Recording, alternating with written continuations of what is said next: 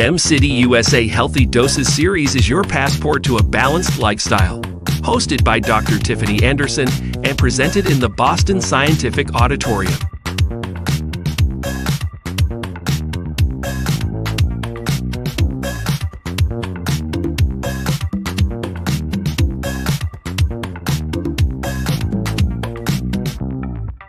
And now, Dr. Tiffany Anderson. Hello, everyone, and welcome. This is Healthy Doses with Dr. Tiffany Anderson, brought to you by Boston Scientific and live on STEM City, USA. My name is Rayondon Kennedy, and I will be your moderator for today. If you've been paying attention the past couple of years, you've noticed that mental health has really become a popular topic of discussion. And if you really pay attention to current events and things that's been happening in the world, you realize that mental health should be a popular conversation. It's something that's really important. That's why our team here at STEM City USA really came together to put this show together to provide a forum of discussion, to provide resources and tips. And that's also why we brought in expert Dr. Tiffany Anderson to kind of come and guide these conversations. Tiffany, welcome to the show. Hi, Ray. Thank you for having me. Yes. So, Tiff, Dr. Anderson, why don't we go ahead and just introduce yourself and just let the audience know who you are, where you come from, and just kind of talk about your background a little bit. All right. First of all, good morning, everyone. I know it is a little early depending on where you are on a Saturday, so thank you all for joining us and just kind of spending some time with us as we learn more about mental health and just the importance of it, right? So yes, my name is Dr. Tiffany Anderson. I am born and raised from California. My background is I have a master's in marriage and family therapy and a Ph.D. In counselor education and supervision. I am the owner and CEO of Crown Therapy LLC, where I work with individuals, families, and couples in the Black community. I really am here and in this profession to be the change that I wanted to see. I wanted to be the person that I did not have growing up, the person that I can go to, that I can talk to, where there wasn't necessarily bias, because family and friends, there are bias, right? And so I wanted to be that person that someone can come to without the fear of being judged, without the fear of being shamed for just who they are or certain decisions and behaviors. And so hence becoming a therapist, but also allowing my gifts and spirituality to lead me in the therapy room and recognize that a lot of what I do cannot necessarily be taught in a book. There has to be an inner knowing and an inner understanding of who I am and how I can utilize my own life experiences and help other folks. And so ultimately, that is what I'm doing. That is what I love. And that is truly my passion. That's great, Tiff. Today's topic, we thought it would be really important for this show that's talking about mental health to really discuss what is mental health. Like I said, it's been a popular conversation, but there's still a lot of stigmas and a lot of preconceived thoughts about therapy. And so one of the things that I want to do is really have this show kind of define and talk about those stigmas and really try to demystify therapy and kind of open it up for a possibility. And so we're going to jump into that conversation, Tiffany, right after this message.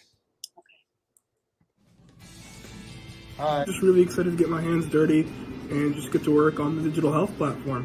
To gain some more hands-on experience in the areas of accounting and finance. Learn a bunch of new information that I probably was not exposed to previously. I need to work on real-life projects and to apply the skills that I've learned in my degree. Medical devices has always been a dream of mine. Learning about SAP, forecasting, and just supply chain as a whole. Really excited to actually be able to do it with actual people who are being impacted by the company and the products. Connecting with people from all over the country and all over the world. Learn, adapt, and apply something to Boston Scientific. Just being part of the BSC's inclusive culture. See how my engineering degree can be put to use in the industry. Just getting as much experience within quality systems as possible. Having a lot of fun and helping out people at the same time. Expanding my network and seeing how my coursework is applied to the real world. Learn more about the different roles. So there's manufacturing, there's quality, there's R&D, there's people that work in the lab, and all of them are in this building. It's a great opportunity for me to learn and grow as an engineer. And I know it's going to be a fantastic summer.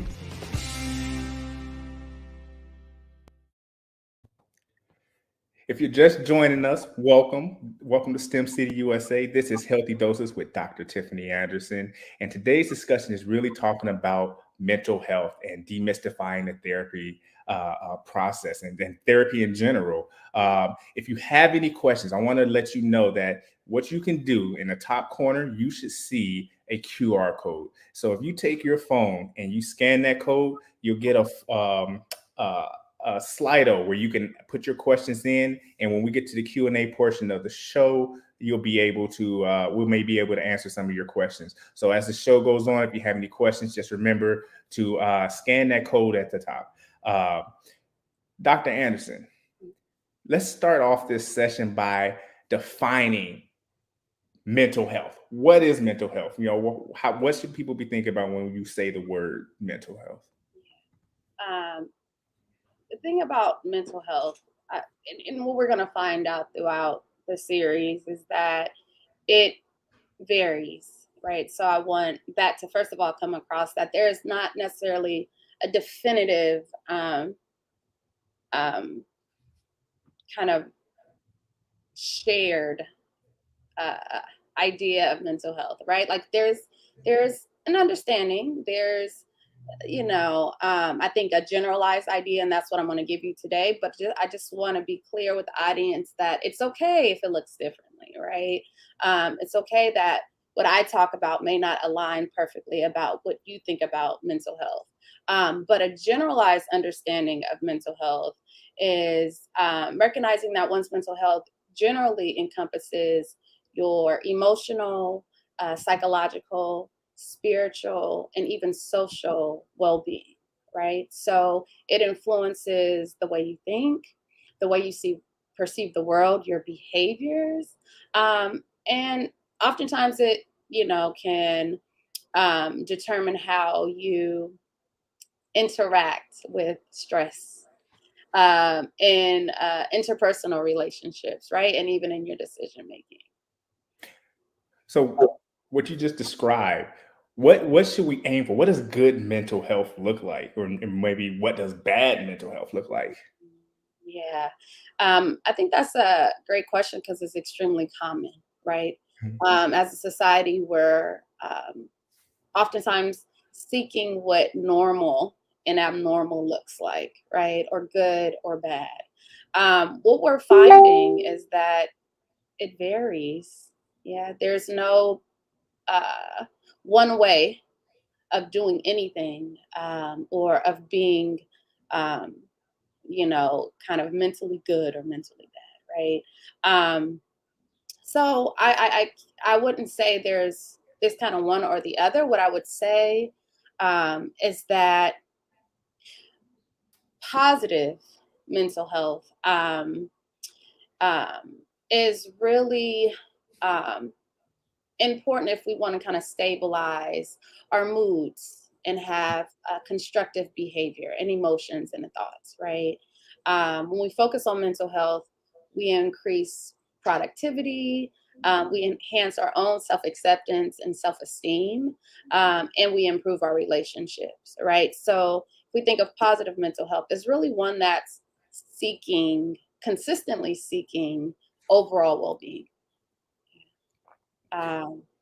So that's positive. When we think of bad, or I would say unhealthy.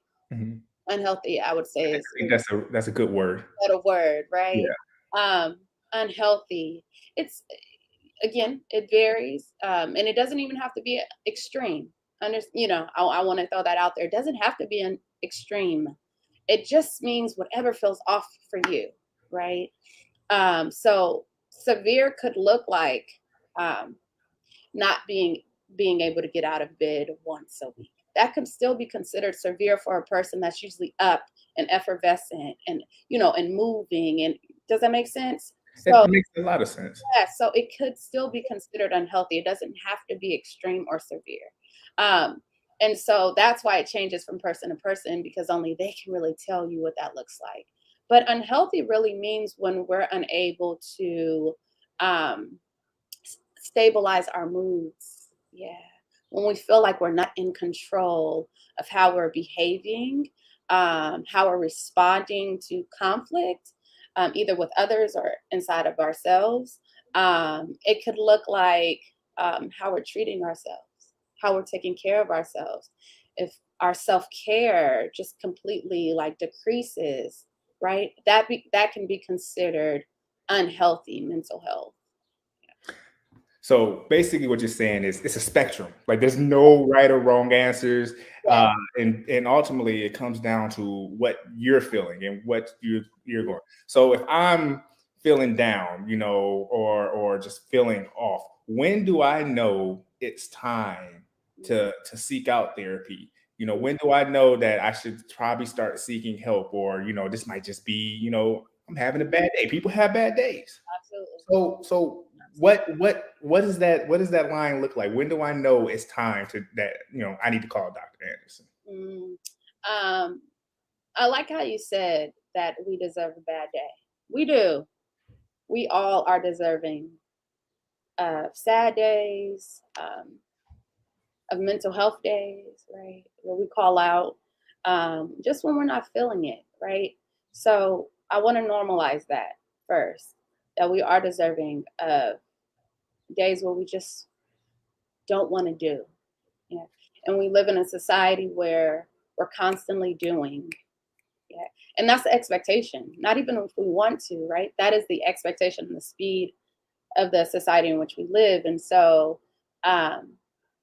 it's okay to not feel like yourself, especially when the world around you doesn't necessarily feel safe, right? And it's okay to feel off and fearful of what's happening around you. So I want to say that first, because that doesn't necessarily mean you must go seek help. It can just be a moment. I think when that moment turns into several moments where where you feel like you can't get yourself out of this funk, where you feel as if the tools that you once used are no longer working. When you feel as if you don't feel yourself. Right. You don't feel yourself. And so those are subjective experiences because they change from person to person.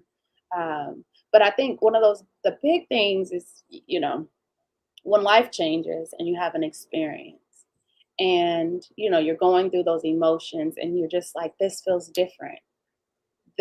I don't know what to do in this moment, or I don't have the necessary tools to get myself out in this moment. That is one of the telltale signs where you may need additional support. So let me just recap and kind of summarize what we just said here. So mental health is a spectrum, right? There's no right, there's no wrong, there's positive, there's negative, but ultimately mental health is subjective to the individual. And so when it's time to seek, it's really up to the individual when they're like, I can't do this on my own, or it's like the walls are kind of coming down, or, it's prolonged, and that's the time where, we pick up the phone, or, we go and call a therapist, or call Dr. Anderson. And that's just kind of just depending on the mood. Now, I'm stubborn, Doc. And I believe it. I believe it. And so, I might, have a couple of days, but I'm gonna be like, I got this, I got it. Yeah. When is the time for somebody to be like, Ray, you need to go, you need to call somebody, you need to go get some therapy, because you come at me like that, I'll be like, no, you need to go get some therapy. There's gonna be some retaliation. Right. Like, when you're talking about loved ones or family members, when is it time to step in? Because there's going to be some backlash, and you may be overstepping, but like you just said, it's kind of up to that individual. But sometimes people can't help themselves or need help to kind of go in the right direction, if I worded that right correctly. But when is it time to step over that line and really just kind of push or suggest a loved one or an individual to kind of go and seek that? Yeah. It's difficult. It's difficult. Can I share a personal story, Ray?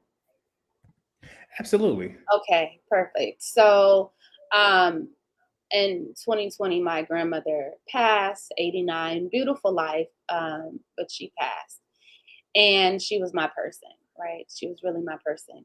And so it got to a point in my grief that it felt odd, right? I had never grieved in this way, but I was talking to one of my best friends who was asking, how am I doing? And I was honest with her, like, I'm not getting out of bed, or it's really hard for me to get up in the morning, to get out of bed, to really get out of this funk, right? And I remember her saying, I think you need to see someone. I think you need to speak to someone. And I was like, you, Ray. I was like, I got this. I know what I'm doing, And she was the one that pushed me. But the push, and this goes to your question, we can't force anyone to do what they don't want to do, right? We can only suggest. We can strongly suggest, but we cannot force them. So it has to be a personal decision for themselves. I think the way it's delivered is helpful. Although, folks like me too could become a bit defensive, but it was important for me to know that the person that was suggesting therapy had my best interests at heart.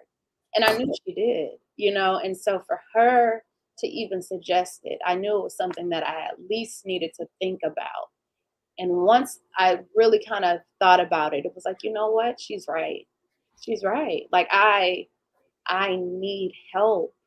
And so I did go to therapy, and that therapist, bless her heart, did help me tremendously where I was able to transition out, get me through my grieving process, and gave me permission to feel the way I felt without judgment, but also pushed me to give that grief a bit more purpose, where she gave me certain homework assignments of how to honor my grandmother and, write out how I'm feeling and all those things. And so, although as a therapist that has the answers, which I don't, I recognized how important it was to seek my own help. And that's why I encourage everyone watching, like, it doesn't matter, how much you think you got it. If there's a part of you that you feel like, I don't have the support in this area, then it is okay. It is okay. And that doesn't mean you have to be in therapy for years and years and years. It doesn't. And I wasn't, because that, it was a part of my life where she helped me to get through that place. And so it was like, okay, well, now we're at a place where more maintenance, where you come like once a month or you transition out, right? But it saved my life. It truly saved my life. And I never thought I would be at necessarily that place where I got so low that I needed to, that I didn't have the tools. As much as I work and do this work, I literally did not have the tools to get myself out of my own hole, right? And so it was like, okay, that is when you need to seek therapy. So that is just a personal example that when the person asking you, if you believe that they are genuine in their request and that they have your best interest, at least consider it.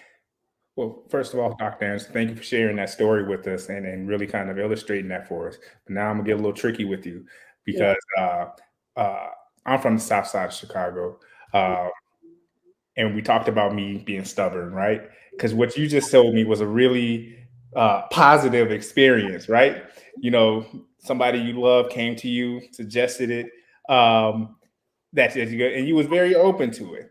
Now, let's just say you talking to me and you go, you should go, and the Chicago come out.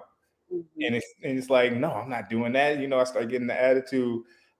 What does that look like for the person? Like, do you continue to push, Do you just kind of drop it and kind of let that person come to it on their own? Like, what does that look like? You know, how do you push? Because this is obviously somebody you love, somebody you care for, somebody you want to get help, but they're not, like you said, it's up to the individual. So if they're not open to it, you know, what does that look like for the person? Because I'm sure there's a lot of people who may be watching who might have similar experience or gone through this. So what does that look like? How do you address that? So been there, done it, know it, right? It has to be that person's own commitment, right? And so, you know, you're asking, you know, if you come, you ask, you plead, you beg, and they're like, stop, I'm fine. That's where it stops. That's where it stops. Not forever, right? But there has to be a place where the let's give them roles, right? So the person, the friend, let's say the friend asking the other person. So there has to be a place where the friend recognizes that they are limited in this space and that they can only suggest, but they cannot force the person to commit. Yeah. I do say this though, if that person is demonstrating certain behaviors that are like unhealthy or detrimental, you can prevent them from doing those behaviors in front of you or around you and create a boundary around that. Does that make sense? Yes. So where it's like, well, it could be whatever. It could be whatever. But when they're in your presence, you say, okay, that type of behavior is not allowed around me. So if you want to continue to be in this space with me, then you cannot practice those kind of behaviors here. Yeah. And so you can't force them to stop. You can't force them to start therapy, but you can create a boundary around their behavior around you. So then it is continuously reinforced that you have their best interest and you only want the best for them. But their commitment and willingness to improve their mental health is their decision. Dr. Anderson, thank you for that. And I have one more question before we go to the break. And we're really going to come back and really start going into some of these stigmas and really start demystifying the therapy session. Yeah. But you said something in your story that you shared. You said that your grandmother was your go-to. That was your person. And so when we're talking about mental health and seeking out therapy, do I need to seek out therapy? Or if you have a go-to, if you have, an anchor in your life that you can go to, is that, is it better to go to them or is it better to go to therapy? Or, what does that look like? Mm-hmm. That's a good question. I wouldn't say better one way or the other. They give you two different supports. Does that make sense? So one may not be better than the other. It just depends on what the person is in need of, right? So that person, so my grandmother, for instance, at the end of the day, she loved everything about me, right? That's beautiful, but that's also called bias, right? In certain circumstances, I could do no wrong, right? I can do no wrong. So if I had a situation, Granny had my back one way or the other, right? Not saying she wouldn't challenge me, but not to the place of a therapist that's unbiased, right? That doesn't have that kind of connection, and recognizes that I am there for help, right? Not to feel good. And so it depends on what you're seeking. So if you're going to your person for encouragement, for love, for the things that they've always been there for you, that they have always done for you consistently, that is fine. Go to your person. But you can also have your person and a therapist, right? So you can have your person that that allows you to know that you are special, and that you are meant to be here, and that they will always have your back. And then your therapist is there really for you to check in on certain detrimental behaviors or to see if there's different or better ways of doing certain things in your life, right? And so my granny is not my therapist. I didn't go to her for therapy. I could not. You're right. But that wasn't her role in my life. And so I think we have to just understand a person's role and what they can and cannot do. Yeah. So if you are going to your person for therapy or for them to necessarily like provide you the tools and the necessary, information for you to move forward in difficult situations, they may have that, but they may not. So you get to decide if this is something that I need further support with. And you know how you leave that person and you're like, it's not really what I needed. Then you need additional support. Does that make sense? Yes, that's clear as day. Yeah, you need additional support. Yeah. But only you know. And so I just urge the folks that are, trust your intuition. You know what you need. Even if you don't know exactly what you need, you know you're in need of something, right? And so trust that intuition and go with that. But your person should not be your therapist because they can't. And you don't want to interrupt that beautiful relationship you have with your person by kind of placing and dumping all of your issues and problems and expecting them to fix them, because that is not their job. Got it. Dr. Anderson, thank you. We're going to take a quick break. You're watching Healthy Doses with Dr. Tiffany Anderson.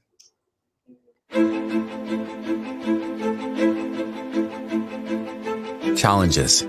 We all face them, but some people are drawn to them, inspired by them, transformed by them. To those drawn to challenges, there's no time to wait for someone else to solve them. Accepting this path means accepting all of the difficulties that it comes with. The obstacles, the relentless persistence and dedication, carrying patient cases in our minds and in our hearts. We're always pushing forward, working with you to answer these challenges, working as fast and as focused as we can, with the highest standards of quality and support to help you give your patients better care for healthier lives.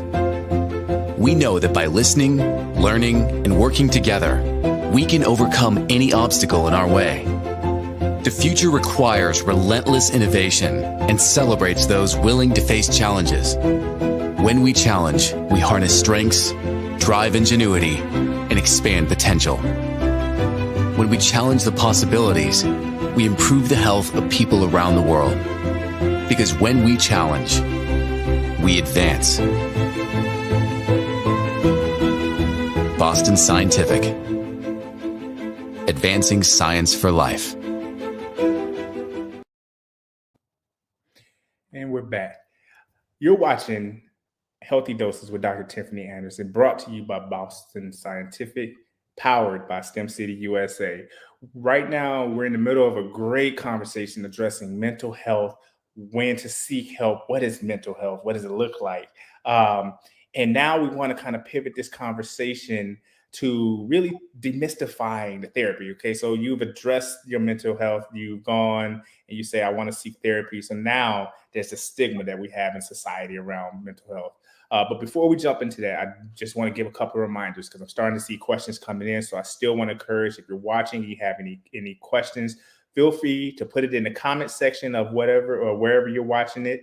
Or you can scan that QR code, which is right over there in the top right corner of your screen. Just open your camera, scan it, and you'll be taken to a place where you can enter your questions. And when we get to the Q&A portion, we'll be able to answer some of those questions. I also want to remind you that stay tuned after the show because we got a special sneak peek of STEM City Chicago and just give you a real taste of what we're doing with STEM City USA.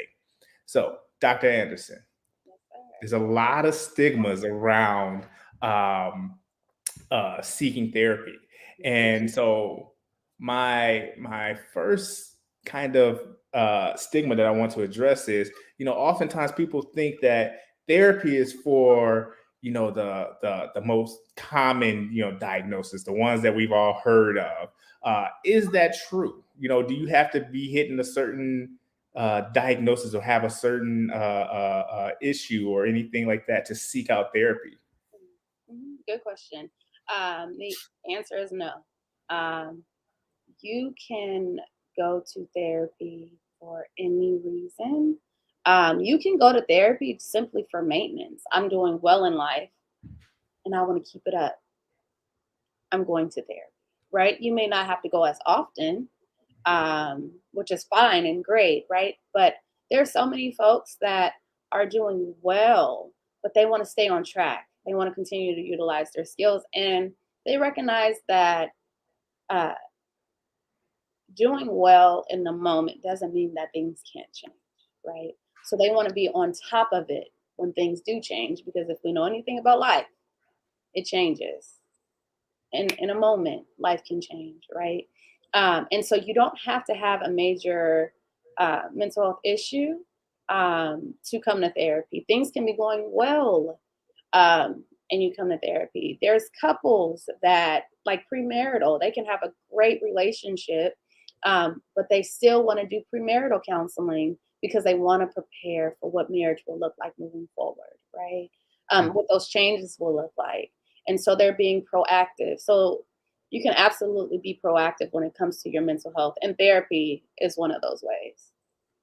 So you don't really need a reason to seek out therapy. It could just be like a car, a tune-up, a check-in, just to kind of make sure all systems are going, everything, all the gears are rotating nice and smooth. So that's cool.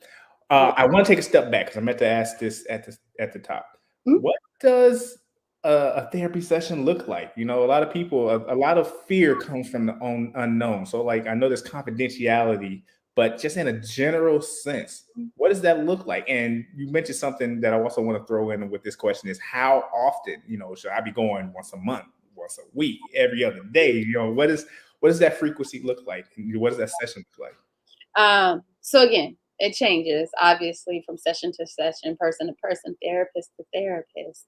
And so oftentimes you're deciding the frequency with the therapist.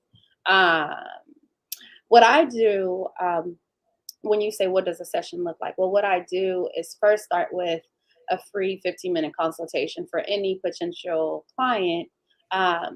Number one is because I want to encourage them. And I always tell them this, and I think this is important. I want them to know that they have a choice and who they choose to work with.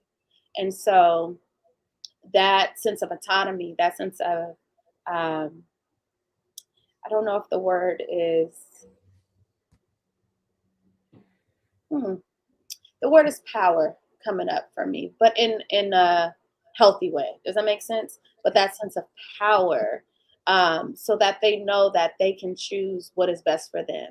And so I always let them know, you do not at any time have to choose me as a therapist. This is to make sure there is a good fit, to make sure you feel at least as comfortable as possible moving forward. Or I can provide resources and referrals for you to move forward, right, with someone else. So I always tell folks, it doesn't matter to me who you go with as long as you're getting the support you need. That's all I care about. And so I start off by that. And then the session looks differently, right? So in the beginning, you're doing more like, kind of gathering of information, and really asking. So sometimes, oftentimes they're like the first session is the session where you have maybe paperwork or maybe like psychosocial stuff where you're writing out all the information, getting out as much background information as you need, because you don't want to go 4 months in and you recognize that this person may have substance abuse or certain issues that you didn't cover, and you find out and you don't know, right? And so that's why it's important to gather as much information in the beginning. And that's extreme, but we find out that there's just certain information that you may overlook in the beginning, that you need to know, that you find out later. And it's like, oh, well, this explains this behavior, or this explains this behavior, right? And so the beginning is a lot of gathering of the the person's background, their information, family history, like all of those things. And so, but in regards to what that would look like each session, it just depends on what we're working on. It just depends. It just changes. You could be working on anxiety, but the next week they come in and they're like, I have an issue now that has nothing to do with anxiety, right? And so that changes. So you may go to what is imminent in that moment, what's important in that moment. And so that's what it looks like really for me.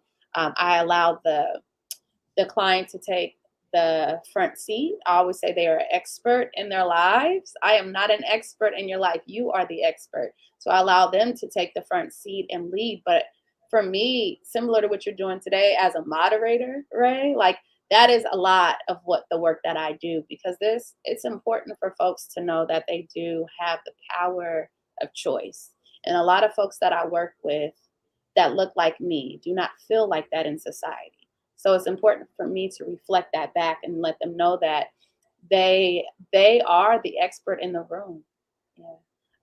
That I don't choose for them; they choose for themselves. I just support and provide additional tools and support, and additional tools for them. But ultimately, they get to drive. I'm just in the passenger seat, the music on, And if I need to give directions while we're driving, I do. Hey, make that left, or consider making a left. I mean, we can go the long way and I'm okay with that. Or we can take a shortcut, right? But it's up to them if they turn, keep going Ray. I'm just there for the ride. You're the GPS? Is that what you said? Yeah. That's a good thing. I need to look into that. So what you just said is you said, I'm the expert. I'm the expert when I come in there.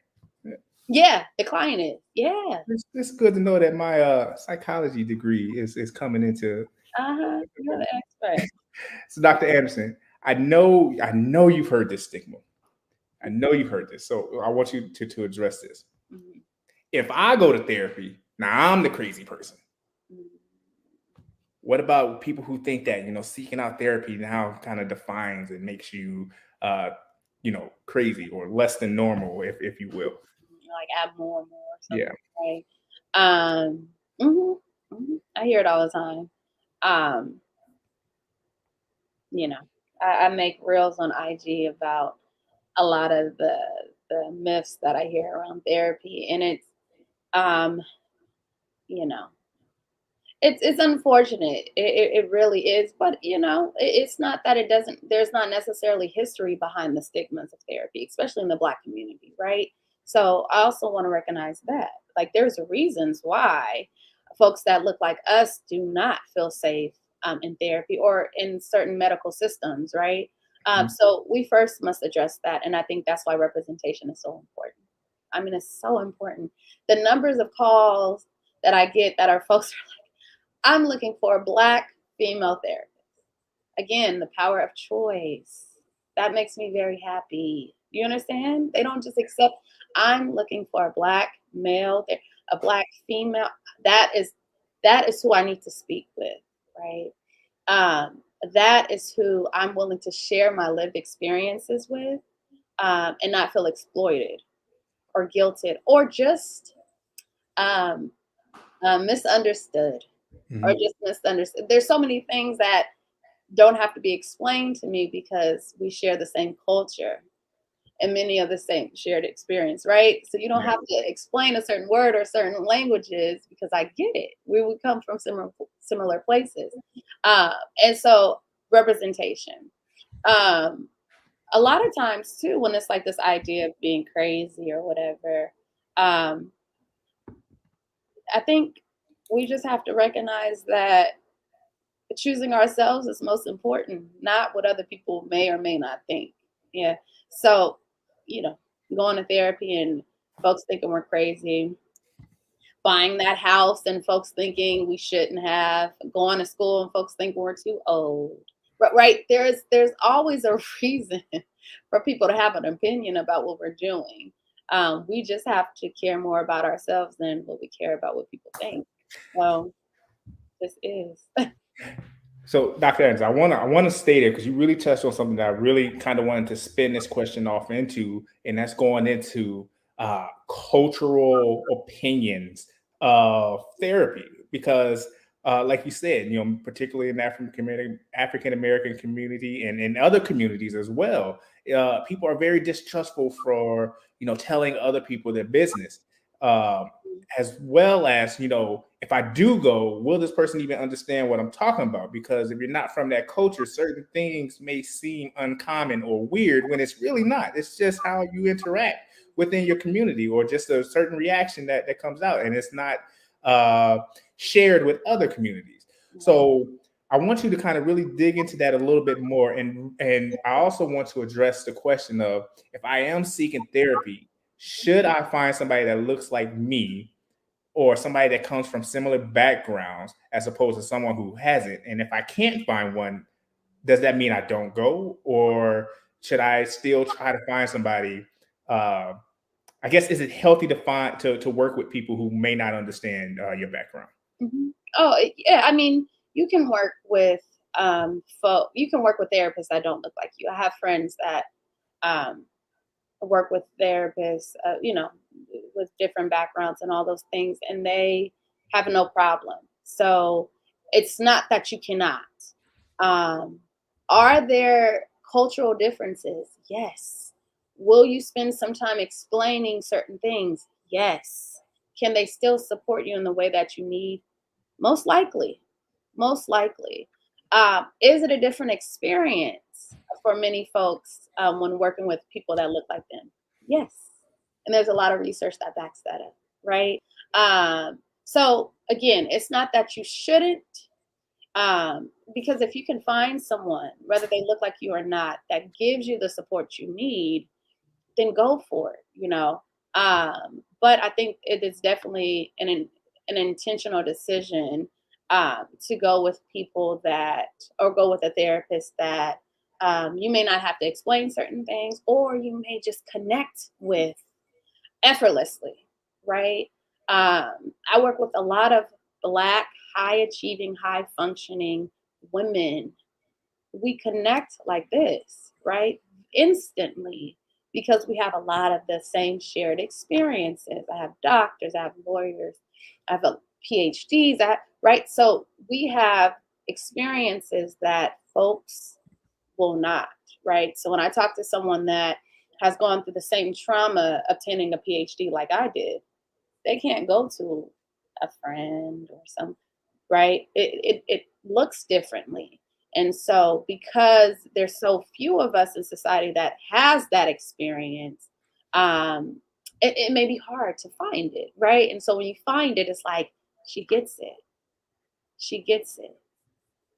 I can really kind of connect with her in that way. And that's just an example. Does that make sense? It's just an example. But it doesn't mean that. No, it doesn't mean that. It just means that one way or the other is going to be a different experience, but it does not mean you cannot get the support that you need. Dr. Anderson, this has been a great conversation. I have one more question, or I guess one more stigma to address before we go into the Q&A portion. I do want to remind you that if you have any questions, top corner, QR code, scan it, and let us know, do you have any stigmas that are coming to mind that you would like Dr. Anderson to address? But the last one is just talking about the confidentiality. And I know we kind of touched on it a little bit when we was talking about, revealing yourself and kind of telling your business. But can you just talk about the confidentiality and what that means and how protected is the information that I share if I was in a session with you? Mm-hmm. Great question.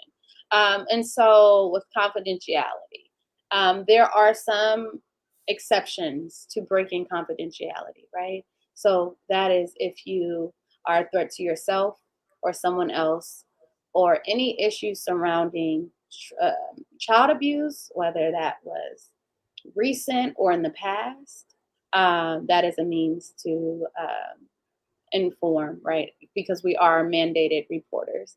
And also any issues surrounding elder abuse, right? But other than that, it stays between the client and the therapist. And so, that's one of the first things I say, obviously, with starting with a client, and it's in my paperwork and all those things. But I also say anything outside of that stays with us, right? And so you can tell me about your wild stories. You can tell me all those things. But if there comes a time, and that means, and I want to be honest, and I want to be straightforward. It doesn't mean that you withhold this information, because if there is something we can prevent, or there is something you would like to report, you do have that with your therapist. But outside of that, it stays in the therapy room. Dr. Anderson, this has been such a great conversation.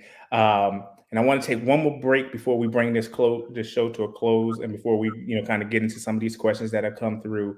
So stay tuned, and we'll get to some of your questions in just a minute.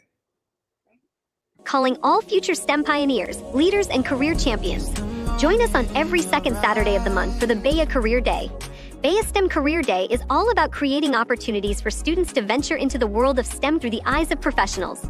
You'll meet mentors and presenters that will give you a sneak peek into the many options available to you in the field of STEM.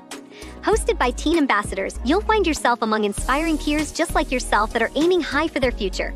To take part in the BEA STEM Career Day on Zoom, visit fullstemahead.us and register for the next session. Again, that's fullstemahead.us. BEA, becoming everything you are.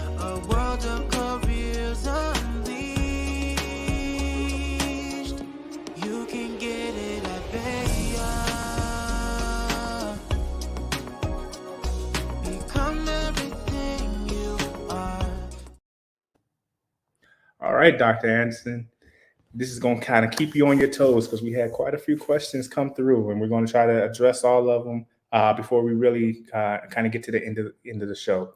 And so the first question that came in is, what are the chances that if I go to treatment, that the treatment will work? If I seek therapy, what are the chances that it will work? Good question. That all depends on you. Yeah. The therapist can obviously influence those chances, but the work is really with you, and the work that you're actually putting into what you're doing, right? So oftentimes with therapy, there are interventions, there's homework assignments, there's certain tools, there's certain takeaways for each session, right? And so the therapist oftentimes will leave you with a takeaway, and you're supposed to do that or utilize it throughout the week or the 2 weeks or how often you go.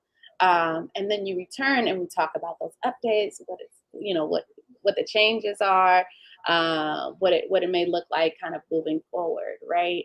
And so the chances really lies within you.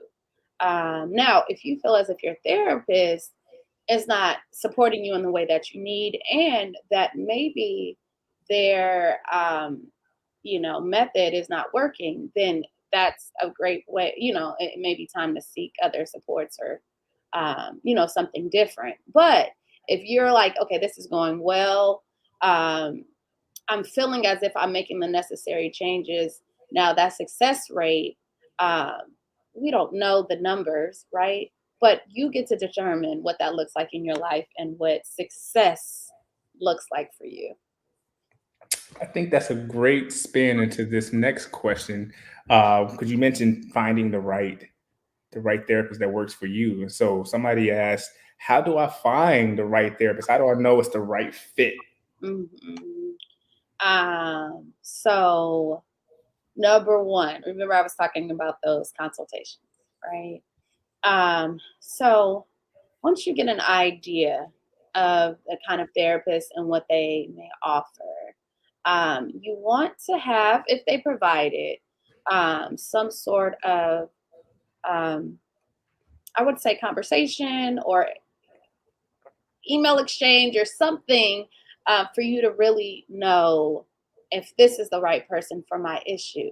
But I'm going to be honest with you, ask the question. Ask, I'm coming for this, and this, and this. Do you cover this? Is this your background? Is this what you practice in therapy? Do you, work with folks with anxiety? Do you work with folks with depression? Are you trauma informed, right? Like, asking the questions and then really kind of I say putting them on the hot seat, like you are interviewing them. And so I always tell folks, seek a therapist the way you look for a car, right? So you definitely want the best. You want the one with all the amenities. You want the one that's in your price range. You want the right, like you get to determine. My hope is that you get to determine the kind of support that you want that aligns with what you're seeking. And so first is really knowing what you're looking for. And that aligns with your issue, right? So if it is more aligned with trauma, you may want someone that's a bit more trauma informed. A lot of therapists have certain specialties, so you look for those with your specialty. So even if you're searching and you may type in depression, a bunch of therapists, will pop up depending on what certain, tool you're using to search for therapists, whether that's, Psychology Today or, Black Girls in Therapy, or right, like just the various tools that are out there. Kind of be very specific as you can to see if they are the ones that are trained within your issue. Our next question, I think this is all still kind of following line. What's the most important quality a person should look for when searching for a mental health therapist? So we know that it's very subjective. I'm just gonna speak for my opinion.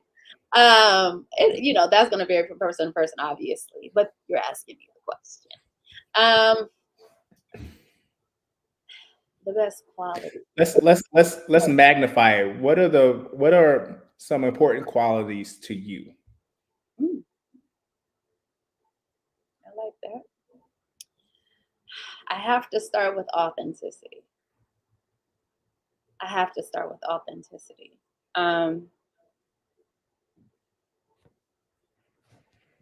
think society has a way of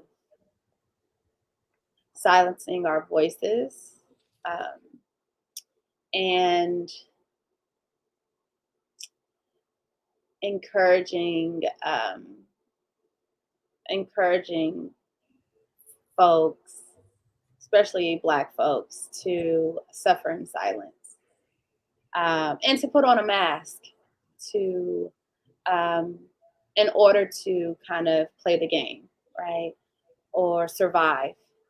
And so with my own personal journey, there's been a real digging of living in my truth and in my rawness, and bringing that to the therapy room every single day.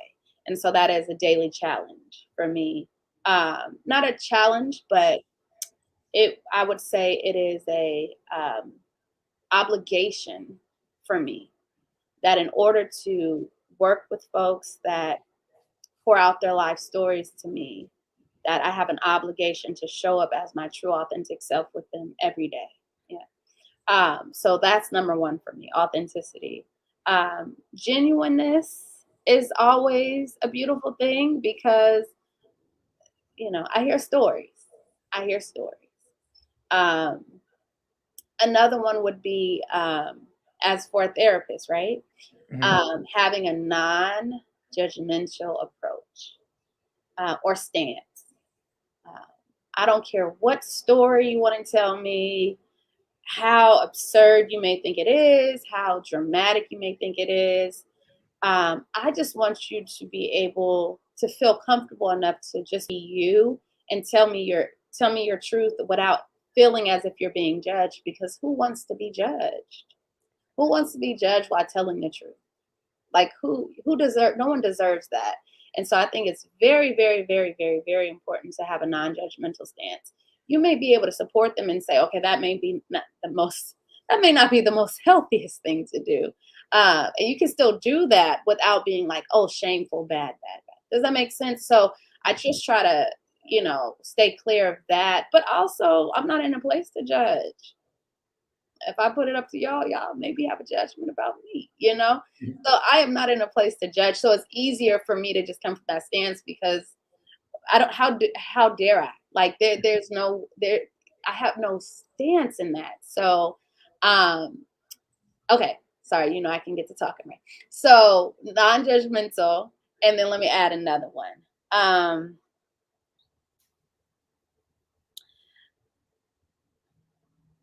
Aware. That they are aware of their own biases and implicit bias, their own, the ways in which their bias may show up. Yeah, that they are aware, and that's not interrupting the therapeutic rapport. And that's for all of us.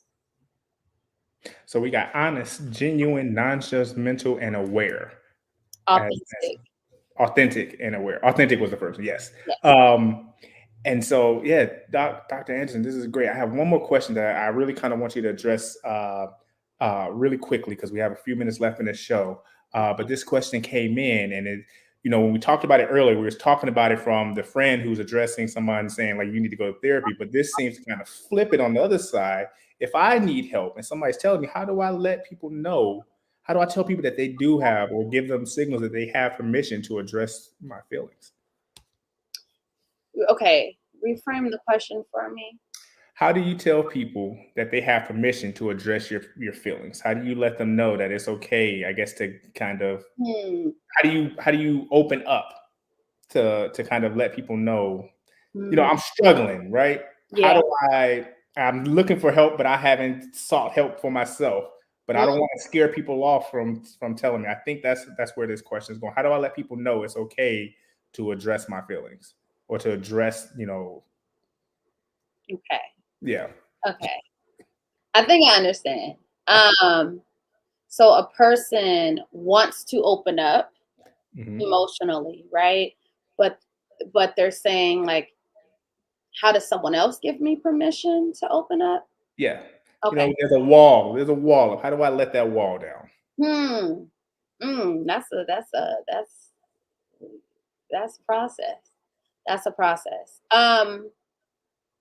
If I can say anything around that, vulnerability. So vulnerability breeds connection. Yeah. If you think of a time that you cried in front of someone and they held those tears, and in that moment they did not judge you or shame you, but they welcomed those emotions, that's called vulnerability, right? If you think about that time, you think about how after that relationship either grew, you felt safer with them, you felt closer to them. Yeah. So vulnerability is a way to break the wall. But vulnerability is very hard to do if there's not a sense of safety in that relationship. So the person that you're wanting to kind of, be emotional with, or the person that's encouraging you to be emotional, they must understand that they have to create a sense of safety, and that may take time for that person to bring down that wall. But once it happens, it gets easier and easier to create that relationship. I hope that answered the question. Yeah, it wasn't my question, but I hope Okay. whoever asked the question. I hope I answered you all's question. But vulnerability. Yeah.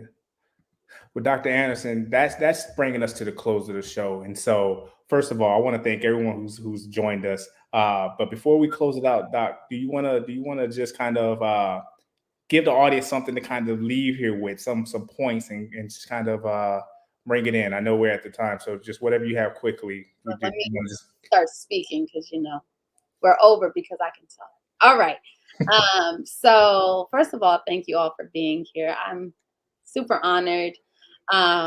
So what we talked about today is really the importance of mental health, right? We want to take into account our emotional, spiritual, psychological, and social well-being, right? Those can look in various ways, but we need to know when we are in need of help, and know where to go and who to ask for help, right? What I've created for everyone, whoever is interested, I know we talk a bit about peace and how, we want a more peaceful life. And so what I've created is a 7-day Chasing Peace Challenge, right? If you visit the chasingpeacechallenge.com, you will be able to sign up for this challenge. So this challenge is, I created 7 affirmations and activities that you can do for 7 days that will encourage you to chase after your tranquility, to chase after your inner awareness, and just to really dive into what peace looks like for you. So that is something for you all to have, to sign up. And once you sign up, the challenge starts immediately and you'll receive it for the next 7 days. So that's something that I wanted to give to you all personally. And then lastly, Ray, I want to say thank you just for being here and keeping the conversation going. And, you know, I would love to pick up next week and dive into anxiety and stress. So that's something else we have to look forward to for next Saturday. Yes. Well, Dr. Anderson, I want to thank you for coming. And I also want to thank Boston Scientific and everyone who's watching at home on STEM City USA. Thank you. If you have not visited STEM City USA, or if you just jumped in and just kind of picked up on the show, explore. There's some amazing things that we're doing in our metaverse, STEM City USA. Just check it out, explore. There's something in every click. You're going to find something new. So be sure to join us. Thank you again to Boston Scientific for sponsoring, and we hope to see you next week, 11 a.m. here on STEM City USA, where Dr. Tiffany Anderson is going to be talking about anxiety and stress. And I know I got anxiety and stress, so I hope we can offer some tips and some information that can help you with that. And so, like I alluded to earlier, as we close out the show, I'm going to show you a preview of STEM City Chicago. This is just one of the next phases of STEM City USA that's soon to come. Keep your eyes out on it. I hope you enjoy. See you next week. All aboard. Step up, ladies and gentlemen. Doors are closing. Good day, ma'am. Good day, sir. Thank you for boarding. Have your tickets ready. Next stop is downtown Chicago.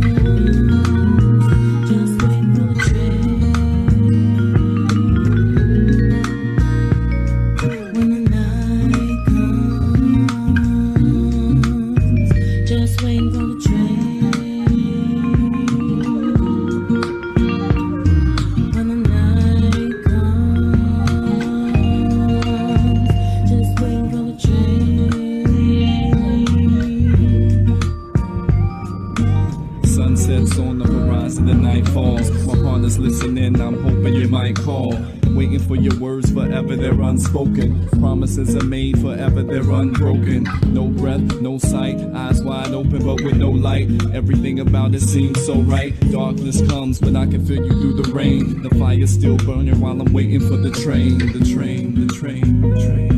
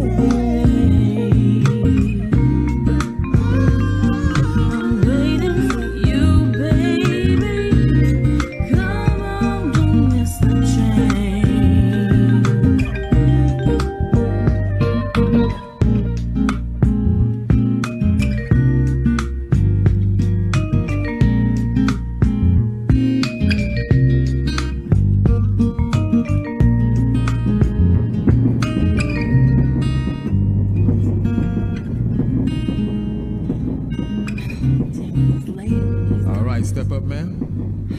You can't wait 5 minutes? I have to close the doors. Is there... Just 5 minutes more, please. I cannot wait 5 minutes, ma'am. I am sorry. I got a load full of people to get downtown. You can't work with me at all. I'm sorry.